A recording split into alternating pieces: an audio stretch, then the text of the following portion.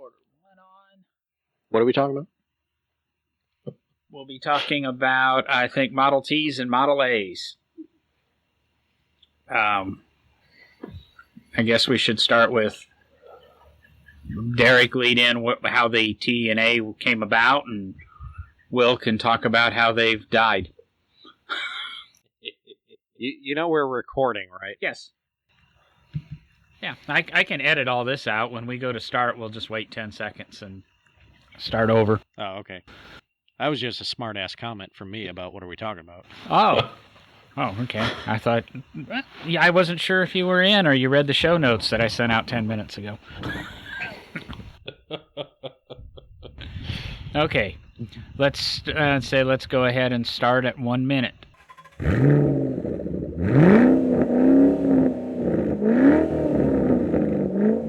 Get ready to ride along for another exciting episode of No Driving Gloves, where Derek, John, and Will use over 75 years combined industry knowledge to bring you a bare-knuckled view on the collector car hobby. So let's get rolling. Well, we've gathered again for another episode of No Driving Gloves, as the intro just told you. So what have you been up to, Will and Derek? I'm actually getting ready to go to Columbus for the Good Guys Hot Rod Nationals here as soon as we finish up here. I think I'm doing the same, but in about 12 hours. I've just been working. That's what I do. Nothing fun on my end. Nothing fun but just playing with old cars every day, right? Well, you play with new cars too, so. Yeah, the oldest car I play with at work is, 1953, so. I sent you an email today. Hemmings had an article about cars manufactured in Kentucky over the years. Yes, it did. It was a good article. Left out a few. I mean, with anything, you always kind of have to glance over certain things. I mean, even with our podcast, a lot of times we can't get into the deep nitty gritty details.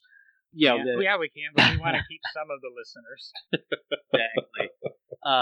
They're doing. It was a good article. Talked a lot about some of the stuff that's happened in Kentucky with transportation.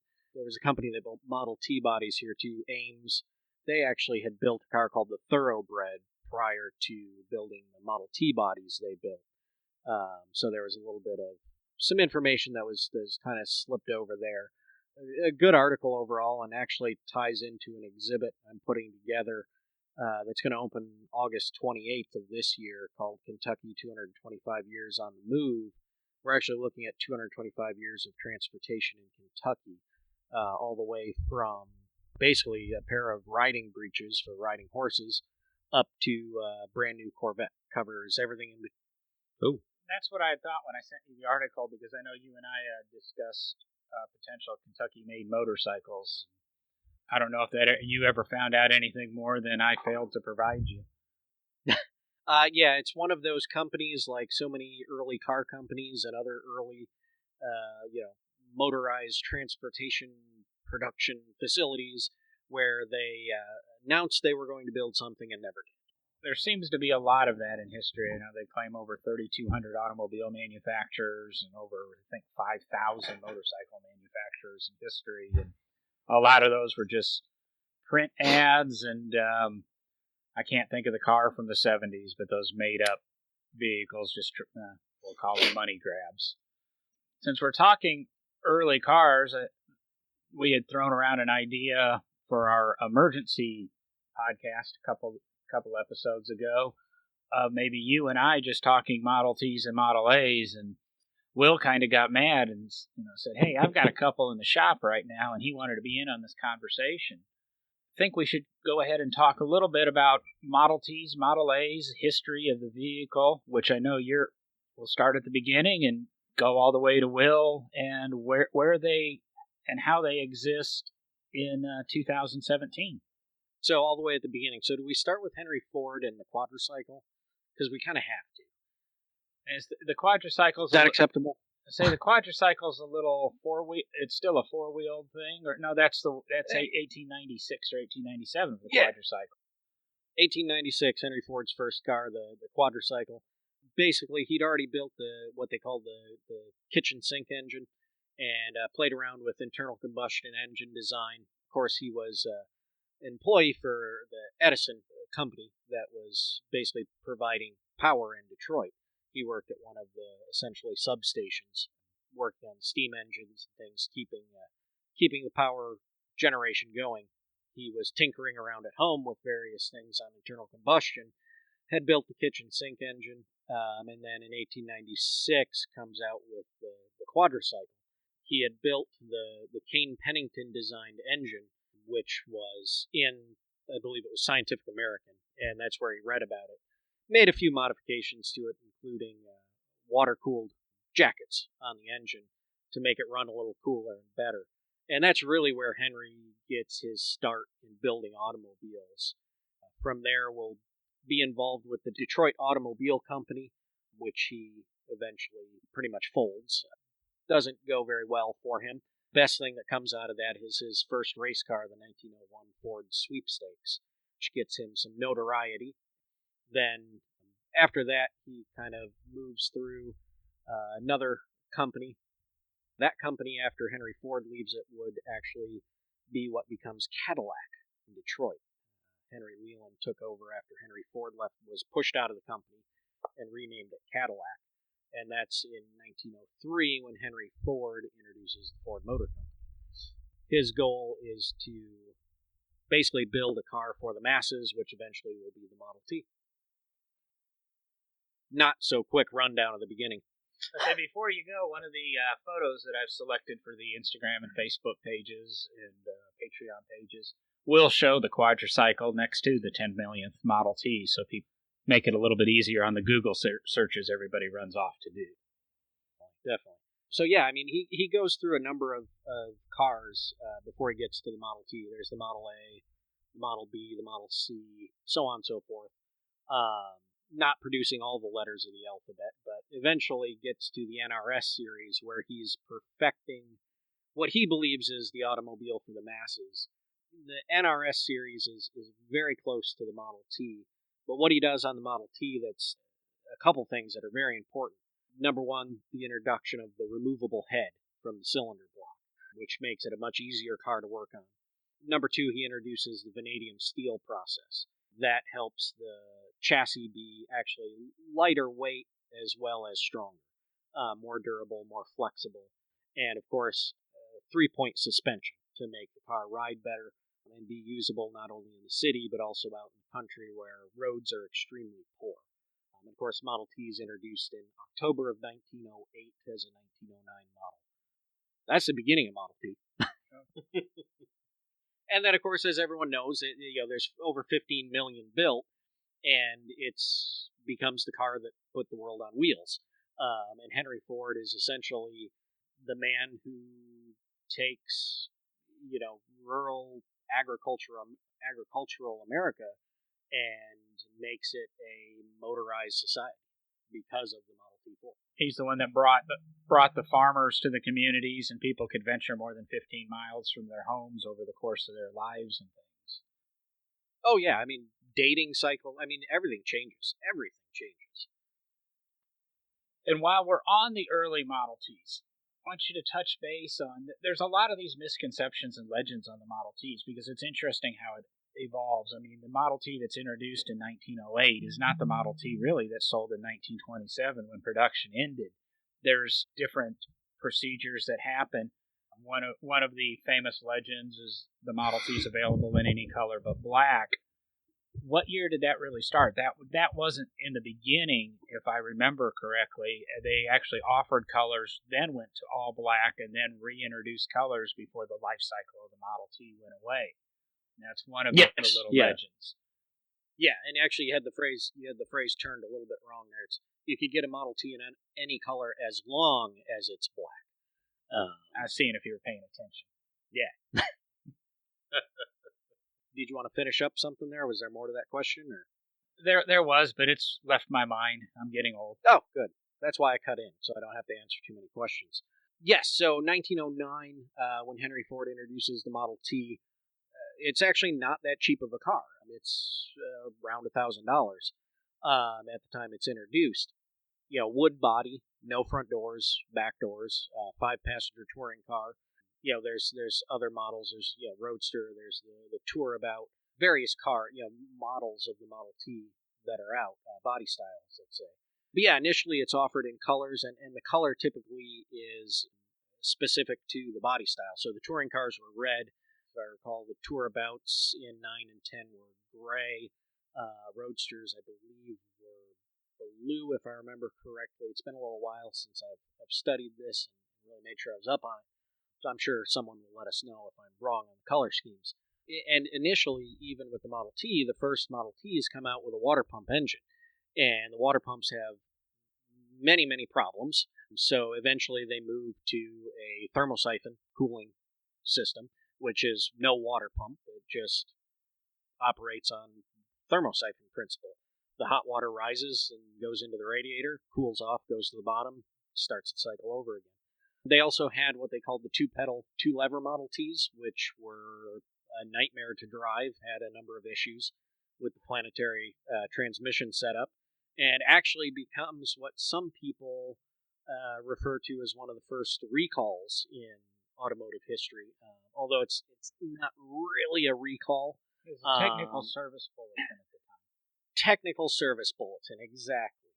Ford basically says if you would like for your two-pedal, two-lever Model T to be a three-pedal Model T, we will convert it for you. And they do convert a number of those vehicles over. Over time, the Model T does change quite a bit, although it stays somewhat the same car. There is some frame design changes, rim and tire changes. The body eventually goes to a wood structure body with a metal, wrap, sheet metal wrap around it, instead of just being solid wood bodies. And a number of changes that happen over time. When Henry introduces the assembly line in 1913, that is when they start the changeover to painting Model Ts only black. That's one of the things I was going to say is everybody talks about the Model T and Henry Ford creating the assembly line, and they rolled them off, and they were all black. And that wasn't in 08. Like you said, that came about in 13. I mean, it was 5 long years that these were still hand-assembled cars, so it's not like you woke up in 1908 and things were one way, and the following year YouTube had happened and everything had changed, and it was still a little bit of a progression in that time. Yeah, exactly. And I love that we just compared the Model T to YouTube. That is awesome. Maybe one of the Model Ts that Will's going to talk about can be related to YouTube, but I don't know about the early. And the reason they change over to black, they go to one color just to make it easier on the assembly line. Of course, if you have different body styles going down an assembly line and you're trying to sort out which one's going to get painted which color, it's going to take more time. If you just shoot everything that's going by black, it's going to save time. They save time by painting all the Model Ts black. And then, interestingly, in Ford, of course, with the Model T, leads the market. He has the highest sales because the Model T is an affordable car. Millions of people start buying it. By the early and mid-1920s, General Motors has come out with their slogan of a car for every purpose. And they're starting to build cheap, affordable automobiles as well as mid-range automobiles. And suddenly, General Motors takes the market lead and shares of how much they're selling. And Ford realizes, mainly at the pressing of his son, Edsel, that they have to change something. And the first thing they try to do in 1926 is bring colors back to the Model T Ford and make it look like a little more modern automobile. So in 26 and 27, you can again get Ford Model Ts in color. But then, of course, 1927 is the end of Model T production before they introduced the Model A in 1928. Before we get into the Model A, let's go back to a couple of those legends with the paint processes and that Ford used over the, I guess it's 20-year model run of the Model T. There's legend that says they were brush painted or they were spray painted, or they used a procedure that I've always referred to as Japanning, especially on the fenders, where they dip the panel in a barrel of paint, pull it out, hang dry it, and then slice off the little drips that form. With your experience and knowledge of the Model Ts, I just know what I've read. I haven't been, as firsthand as you. Did I just spew a whole bunch of misconceptions and legend, or is there truth to that? Or when did they go to spraying Model Ts from brushing Model Ts, or did they? Was Japanning actually used? I'm not 100% up on all of the paint procedures that were done to the Model T, but we know that the earliest Model Ts, of course, are brush painted, as any other automobile at the time would have been. That was the technology that was about. Would have been the technology Ford was using to paint his bodies. And actually, the bodies very early on were being built by another company and being put on the Model Ts. By the time they get the assembly line going and a little bit into that process of the assembly line, we actually have pictures. There are pictures from the California assembly plant of the paint department. And they actually had large vats, very interesting, basically pressurized garden hose with about, I think it was like 6 nozzles on a sprayer. And the bodies would of course, on the hanging assembly line, hang over the vat. They would spray the paint onto them with this, very rudimentary spray gun.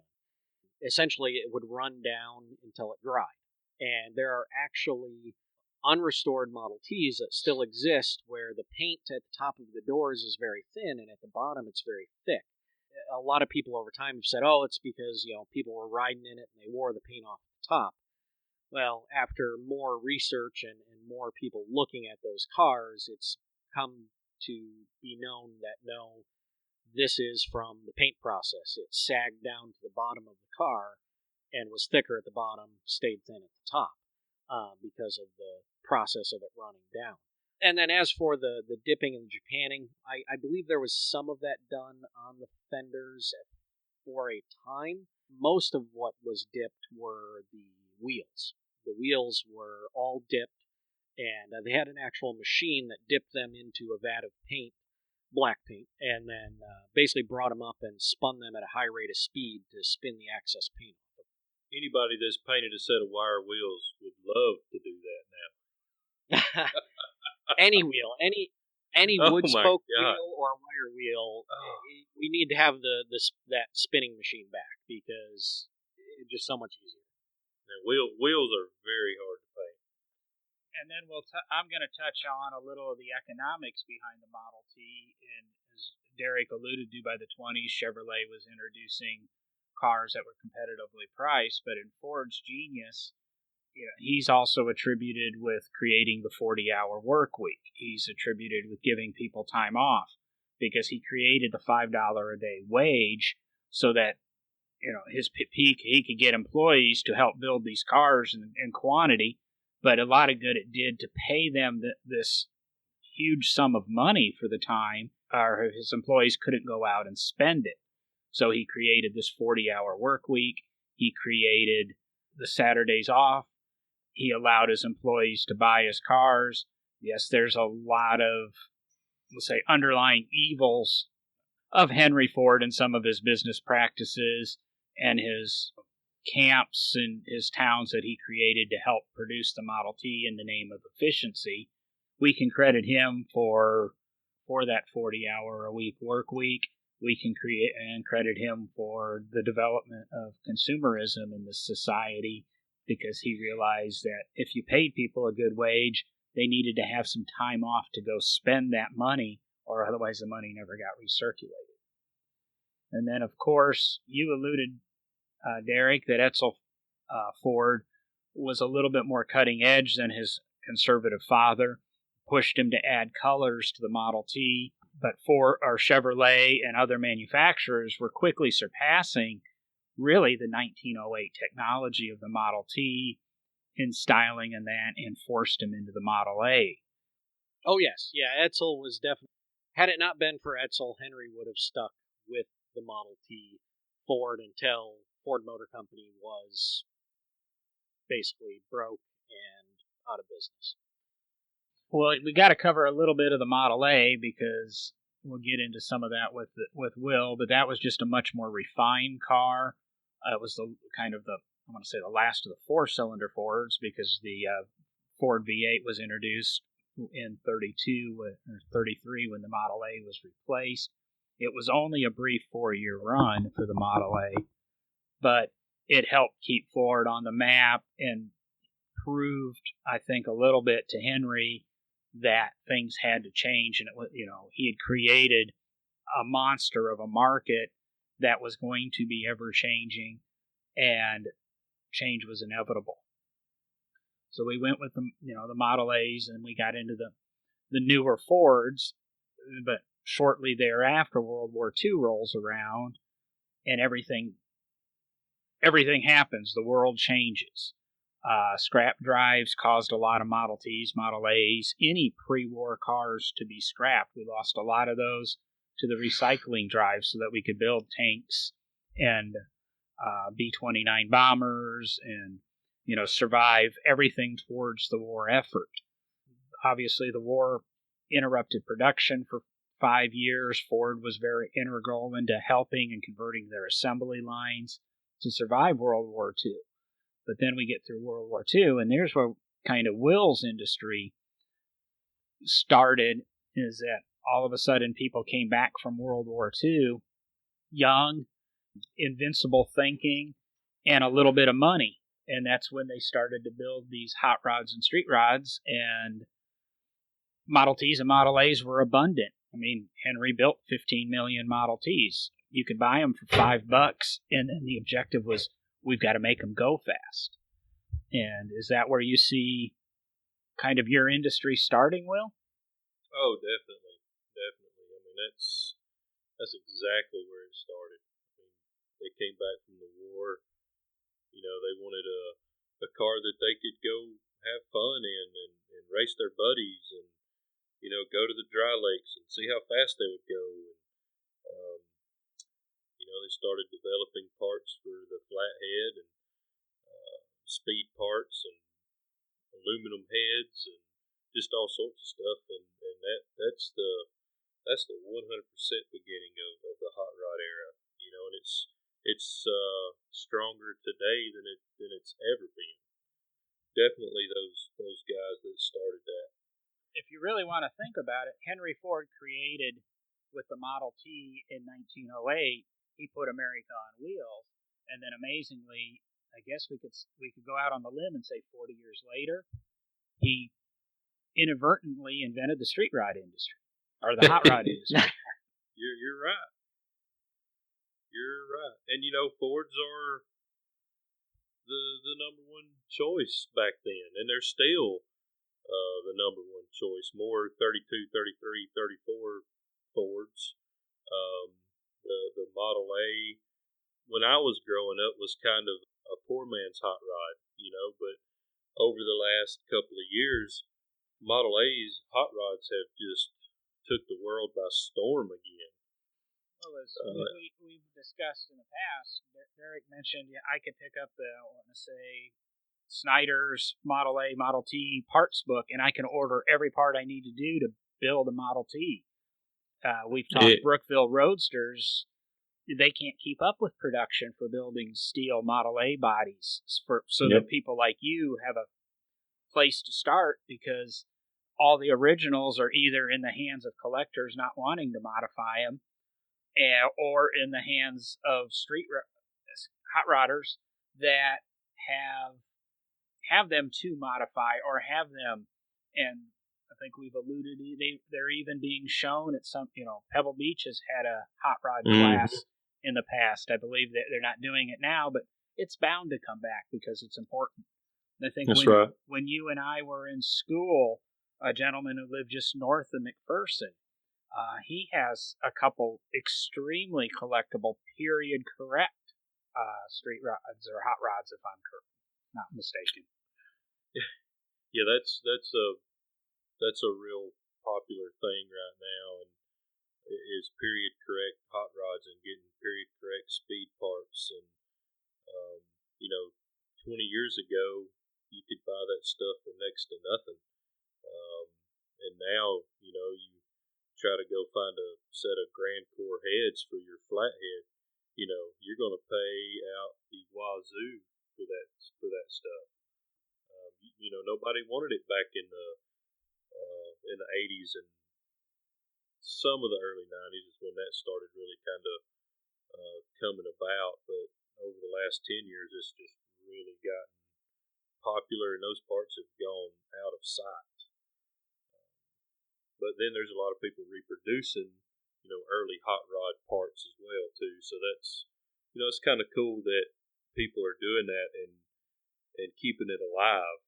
In my opinion, I think it is. I mean, I would love to be able to afford a period correct hot rod where rolled out of the salt flats in 1947, 48. But and you can go to the West Coast and it's still out there, but all of the good parts on the East Coast are pretty well gone. Well, they all went to I think, the industry started in the West Coast. That's where everything was. And if they're on the East Coast, they're in the hands of people that don't seem to want to let them go. I'm thinking back a couple years ago on one of the Discovery History Channel shows. They visited a place here in Birmingham, Roscoe and Cheaters. Mm-hmm. And I know where it is, but they Yep. sell anything out of it. I guess he's still letting the parts appreciate. It's like, I guess we go to the gold rush guys. If you could ever get into that area, it's literally a gold mine of authentic NOS speed parts. Tried my best to at least get in the doors to have a smell. But, that's right. Honest Charlie's in Chattanooga was one of the biggest, shops around too. I mean, I think a lot of their, original inventory stuff is of course, owned by Corky Coker now, but a lot of it's just decoration and will never be used for anything. But at least it still exists and people can go see it. And I guess that's where we bring you and Derek to a head match here, because you're talking. It's good that at least the stuff's around and being preserved and displayed, so we can be exposed to it. And Derek and the conservator, I'm sure, is there, just chomping at the bit, wanting to, strangle people that build, cut up these perfect Model A's and Model T's. I recently read an article, I believe it was Hemmings posted it, and Barry from Storage Wars owns Scrape, which is a Lincoln Zephyr from like 1941 Lincoln. The guy that bought it as an original car with the agreement that he was not going to turn around and sell it to a hot rodder or a street rodder. The story went on to say, well, he kept his end of the bargain. He's just happened to be that street rodder that cut up the car and destroyed it. Again, I think I've said that as long as it's not the last one, maybe it's okay because it's a different look. And Scrape's coming to market here in the next couple of months, I believe. I can't think of Barry's last name, but he's putting it back on the market and is trying to sell it. He's cleaned it up, returned it to the original colors and a lot of the original styling with some updates. But modifying some of these cars, or since we have the ability to pick up a catalog and order a new frame and a new body and a frame that's actually built to handle an LS power plant or a 5-liter Coyote motor, or if you wanted to go crazy and put a diesel in these things, and is that what people like Will should look at, or is it okay to sacrifice another one or two or 100? No, I mean I'm kind of like you, John.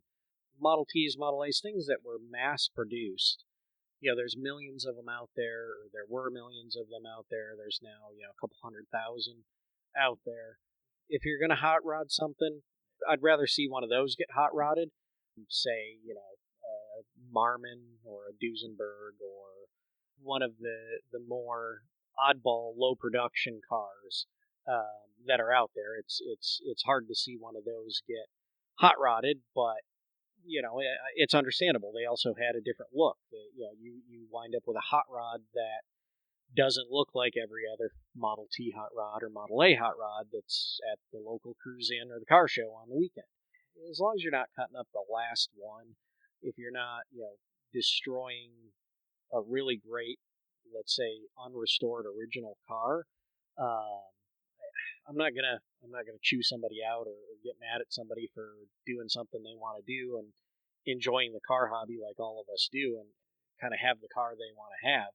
I was saying, I'm sitting here thinking, and you drop, hot rodding a Duesenberg, and hot rod, and we're talking about Fords, and I'm thinking of the irony that a couple of years ago there was a car called the Duesenberg, and that was built by a guy just down the street from Will, and it took a lot of, I want to say, Duesenberg styling cues and put it onto a was it a Ford Model A? Maybe Will, or Actually, it started life as I think it started life as a sedan, and then they made a B400 out of it, is what they did.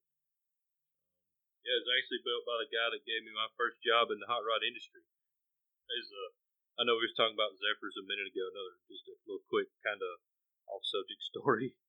We were hanging out in front of Templeton Hall in McPherson when I was in college, and I was working for Allen during the summer months, and there was some guys come bebopping in, and they were talking about donating some cars, and me being the hot rodder that I am, he showed us a couple of pictures of a 37 Zephyr, and he's like, "Y'all know what this is?" I'm like, "Yeah, it's a 37 Zephyr." He kind of looked at me funny. I'm only 18 years old. He said, "How do you know what that is?" I said, "Well, the hot rod shop I work at, there's one in there we're cutting the top off of and making a 37 3 window." Man, that guy, he just turned around and walked away. Now, granted, the car that we cut the top off of, that was the only decent part left on the entire car, but it was kind of funny to see his reaction when he thought we were cutting the roof off of a perfectly good Lincoln Zephyr. And that's what I was alluding to with Eric, is that there are the diehards out there, and we don't want to offend them, but we each have our thinking in this hobby, and if you're having fun in the hobby, that's it. There's a lot of history to it. We've got to choose wisely on what to do with what's left to us, and like Will said, it's the only part left. There's not much. We talked with, and I can't remember which car you said that you lost to the tree, Derek, but it can serve to breathe life into other vehicles, and that's a question I get a lot: is what should I do with it? It's not feasible to restore. It's not feasible to bring back to life. Should I scrap it? Should I crush it? And that's the sad thing about all the junkyards out there that seem to show up every couple of months on Bring a Trailer or barn finds. All these junkyards are going away because urban sprawl has taken over the areas. We're losing the grounds that they quote are polluting. They would just go in and shred these cars, and well, they're all rusted out hulks, and there's nothing worth anything on them. But there's stainless trim, there's glass, it's not economically feasible for me or you or anybody to really go out and try to salvage the usable stuff, because you've got to be able to turn it. You can't turn it immediately, but if all of a sudden I'm restoring 62 Chrysler Newport, there's not one of those under restoration every day, but if I am, and I need a bumper or I need a piece of stainless, I need to go to that junkyard in Oklahoma or Nebraska that has these and get it. And that's where these people are making their living. When we go in and we go, oh, I need to build a shopping mall, or I need to build a new apartment complex. I guess that's the big thing, is condos and apartment complexes and subdivisions now, as opposed to revitalizing our downtowns. We'll let those crumble and decay, but we'll take away our junkyards and all our good parts that are left out there to help preserve the cars that need an organ donated to them, as I guess we'll say. That is kind of I think the best way to look at the situation when we have these cars that are half buried in the ground, or a tree falls on them. And by the way, it was one of our Marmons that happened to. It's just like looking at, at least the way I'm going to look at it. When Will and you guys, we talk about like Honest Charlie's, and places like that. And Will said, or maybe John said, they're used for decoration. At least people can still see them. And I think John knows me well enough. I'm kind of the diehard guy. My cars are typically going to be restored to the way they came out of factory, or preserved in their original state as I find them, and driven around that way and not modified. I'm the guy that when people say, "Oh, you better put juice brakes on that so you have hydraulics so you can stop better," I laugh, because as long as you got mechanical brakes adjusted right, you're going to stop. And you just have to know that that's what you're driving, and you have to be responsible with what you're driving. So I'm pretty diehard in that fact.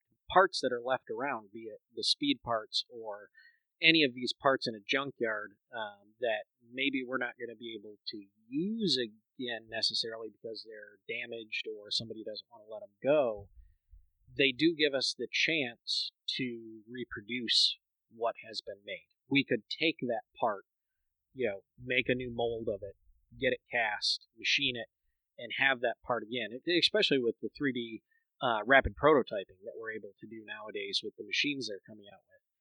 You could take one of those, hot rod parts, original, Arden head or early root blower, or whatever part you can find that you want, but somebody doesn't want you to have it to mess it up and put it on a car.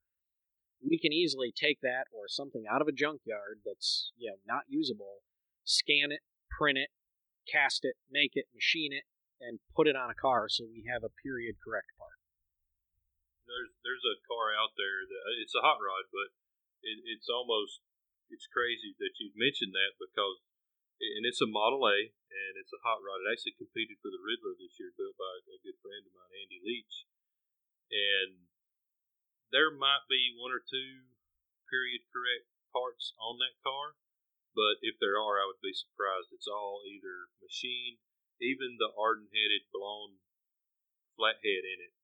Every bit of that was all recreated to keep the look going, and the headers, the way the underside of the car is designed, it's a wicked car, and just about every part on that car was either handmade or CNC machined, but it was all made to look cast and thinned, and like it was built in the 40s or the late 40s. So it's a very cool car. Yeah, and I mean, even that technology today for those of us diehards is beneficial. I know guys who have early 19 teens era cars, and the biggest problem with those is the aluminum that they used to cast parts with back then. It's not really great aluminum. It's difficult to weld when it breaks. It typically doesn't like to weld that well. I've known a couple guys who have had maybe their transmission case, which was cast aluminum, break apart on them. Well, this is one of the last of this car, and nobody's going to want to sell me their spare or the one that's in their car that they're driving. So what do? And I've known guys that have created complete transmission cases, basically making weldments and then machining them and working them until they look like a casting. And I mean, just recreating a transmission that is much stronger than the original, because now it's a weldment with better aluminum alloy, but they've done the work to machine it and actually make it look like it was the original casting that was done in 1908, 1909, whenever it was done. So the increase in technology that we started this out with the Model T, and kind of the very rudimentary technology that the Model T was, putting the world on wheels, and now we're talking about all the things we can do with rapid prototyping. Rapid prototyping.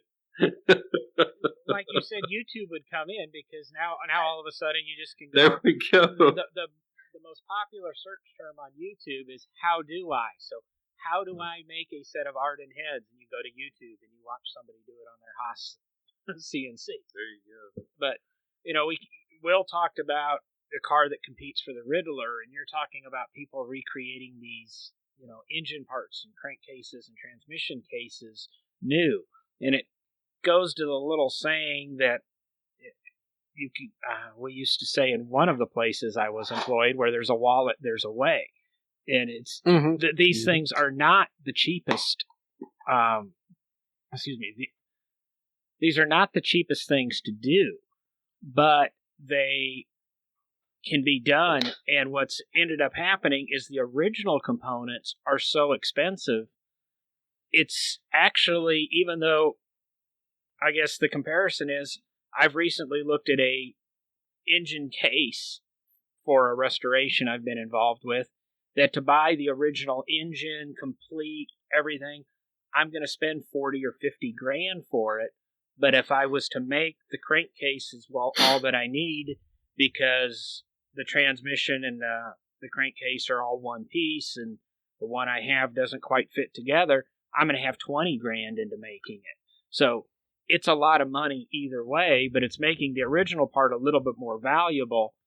But we're able to put 2 or 3 of these machines out in the world again. And what I support is we need to have these out for people to enjoy and to see and to appreciate, so they stay in the hobby. But that original one's always going to be worth a little bit more. But if we want to we don't want to do that, because we want to keep it original, and it has to be original parts, and we can't make the stuff. Nobody's ever going to get to enjoy this machinery, and it's going to get forgotten to history. And, this planet's really good that after 20, 30, 50 years of not doing anything with something, it takes it back and consumes it. Sure. And look at sidewalks that haven't been used in 50 years, Look at all the stuff that the Romans built that is now just all overgrowth and has gone back to the planet. Earth will do that to us no matter what we want. And here you are, here I am talking about Earth and taking everything back, but it's going to take these cars back if we don't work with them and keep them alive. It's just the nature of the beast and the planet we're at. Is it's a full circle. And we're just trying to keep some of these man-made creations around and keep people's interest in these man-made creations. I'd like to go back when you were talking about, the junkyards and stuff. That's another big thing about hot rodding and street rodding is when I was growing up as a kid, you didn't just pick up the phone and order a part. If you needed customize your car, and you wanted to, put something better on it, you went to a junkyard. You walked the aisles and you saw something cool on something a little bit later model, and you adapted it to your car to personalize it or make it better, or whatever you wanted to do. A lot of that is gone because of junkyards being gone, and you can just pick up the phone and pretty much order whatever you want too. So hot rodding had a lot to do with, when it was created, was going to a junkyard and finding a motor out of something that had more power than the one you got, or a piece of trim that was on a 48 Ford that you wanted to put on something else to make it cool. So that had a lot to do with the upbringing of hot rodding as well. You say that, and it reminded me 30 years ago when I was a teenager, and I would go to junkyards with reading that in magazines and that legend. I could just wander the junkyard and find a part and figure out how to make it adapt. 30 years ago when I was doing it, junkyards were just beginning to change. Mm-hmm. Insurance came in, and oh no, I needed to tell them the part, and they had to go out and get the part. And unfortunately, I think maybe that's why some of these older junkyards have died. And of course, they don't have great computer inventory systems. There's a really great website I go to for the junkyards that categorize a lot of parts. And I can just go to it, do a Google search or a search on this site, and it'll tell me every salvage yard in this country that has these parts. Being on a late 70s Japanese race car. And I found a couple of these parts, And then when I called the junkyard to get these parts, they said, "Oh, we've got a whole bunch of these cars, but we don't sell enough of them to inventory. So nobody can find them in this internet age that we have. So it doesn't seem there's a demand. If it's not on eBay, it doesn't exist. And unfortunately, that's not true either. And that mystique of going to the junkyard and with somebody like Will who's trying to create and figuring out what door handle do I want to use. There's no wandering the aisles for hours figuring out what happened. And it goes back to even, I want to say, car design, because there's stories that if you worked at Lotus Cars in the 60s, nobody parked close to the building. They tried to park as far away from the front door of the office buildings as they could, or the factory, because Colin Chapman, if he was designing something and he was looking for something, he would wander the parking lot. And if he saw a taillight he liked, or if he saw a door handle he liked, or he saw a wheel design he liked, he'd take it off the car.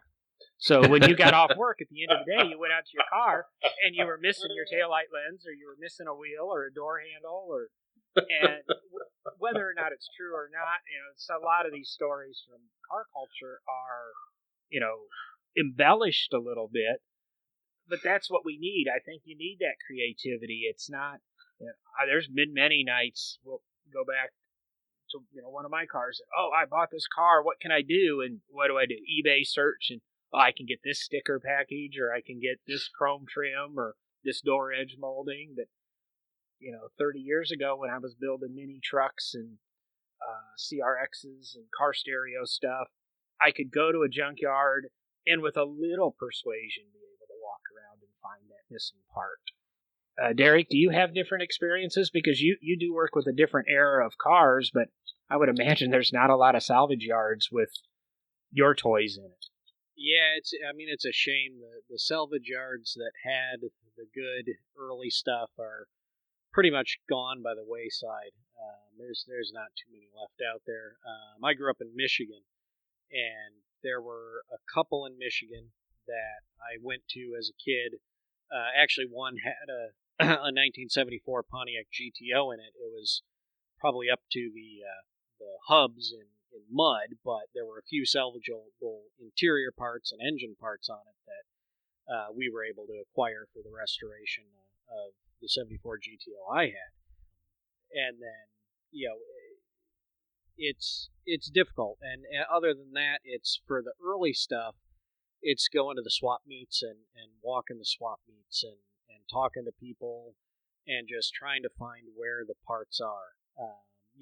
Like you say, it's, I guess going to the swap meet is now like the good old days of going to the junkyard, because even when I was a kid, teenager, late high school, early college, I remember myself and some college buddies making a trip to one of the local junkyards up near Mount Pleasant that had older cars in it. Actually, I think the oldest car I remember in there was a late 20s Chevy. That was about the only 20s era car in there. A lot of 50s, actually I'd say 40s, 50s, 60s era cars in it. And, this is in the early 2000s.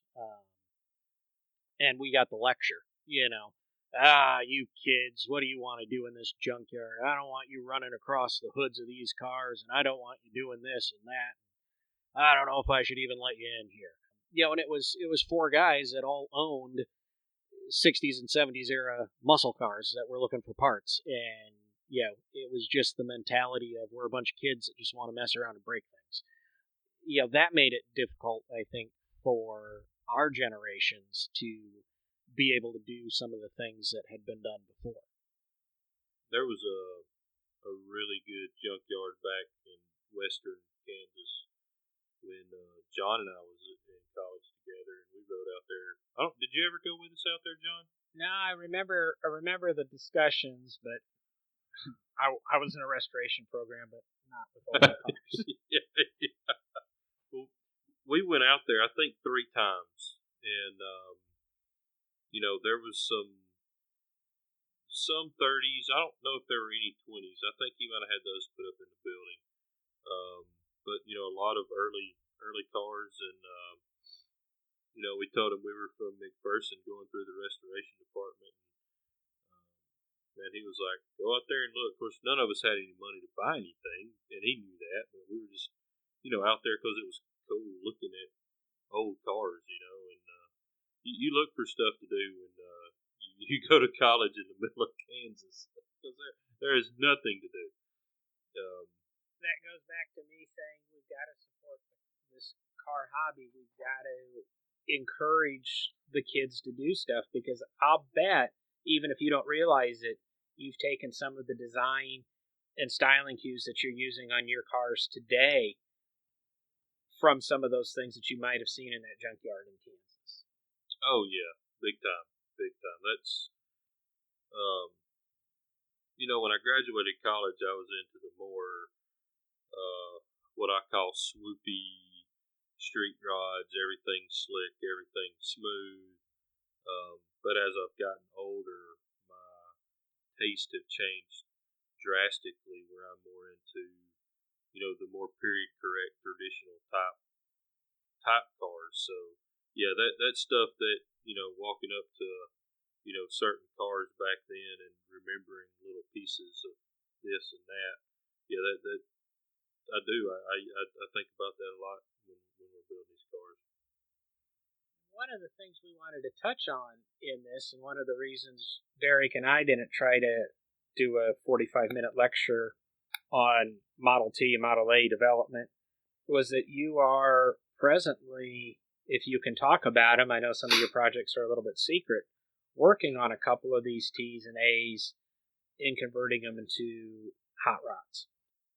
Well, actually, believe it or not, we've actually just finished a restoration of a 29 Roadster. No, this one is a legit restoration. It's not it's not going to go to a Model A show and win Best of Show because there are a couple of little minor changes here and there, but it does have the original chassis. It has the original wheels, motor, transmission. We did change up the interior just a little bit because the guy that owns it is 6'5", I believe. So we lowered the seat down a little bit so he could actually drive it and enjoy it. And really, really cool backstory on the car is one of the biggest reasons we agreed to do it. It's this car's actually never been out of Hoax Bluff, Alabama. It's always been here. It's the guy that owns it now. It was his dad. He got it new when he was 14 years old. So we put that car back original. Of course, I tried to talk him into putting a little fuel injected 4-cylinder in it so he could drive it a little easier. But he was dead set on putting it back the way it came. So we got that one. That's just about finished up. And, maybe we can throw a picture of it up on the Facebook page. I actually have a Brookville Model A Roadster in the shop right now. It's a hot rod. We didn't build it. Just actually storing it for one of my friends right now. And then we have an original. It's an original body. It's not. It's a hot rod. 32 Roadster. That is original frame, original Henry. It's all original Henry steel. Fenders, grill shell, everything but the hood top is original Henry 32 Ford steel. So which is pretty rare. So that's what we got as far as Model A's and early Fords in the shop. Actually, I'm a little bit surprised that you said you have a restoration in the shop. That's never thought I'd hear that really from you. I'll definitely have to come up that way and check it out here one of these weeks. Yeah, it's a neat car. It's a factory Andalusite blue body with black fenders and the gray pinstripe. I forgot the name of the color, but the medium gray body line pinstripe. So again, it's guy's color chart, woman's color chart. We have blue, gray, red, black. We don't need the little shades. Yeah, it's gray. Okay, it's just gray. But it turned out really good. We're proud that we done it. You know, it's Hoax Bluff history. You know, just something neat to be involved with. And I do have a degree in automobile restoration.